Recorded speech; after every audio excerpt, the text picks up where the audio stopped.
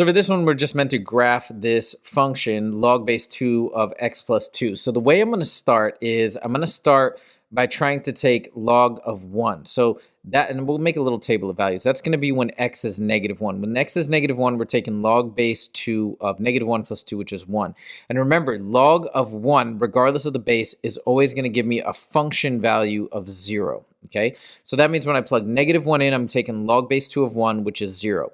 Another great place would be plugging in 0, right? Because if I plug in 0, now I'm taking log base 2 of 2. And another shortcut that I mentioned earlier is when the base and the argument are the same, the output is 1. Another way of saying this is 2 to what power is 2? 2 to the first power is 2. And then we can do one more maybe when x equals 2.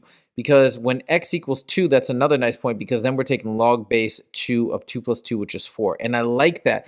I like powers of the base, because this says 2 to what power is 4? Well, that's a nice whole number of 2. So now I got 3 really good points.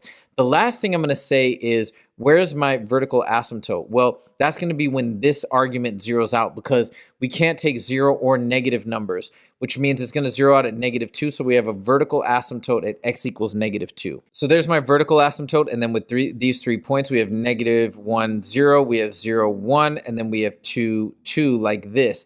And then if we're to plot this out, it's going to look like this. It's going to shoot off up like that. And then here it's going to shoot down, but it's going to hug that vertical asymptote. So there we have a great graph. Boom, done.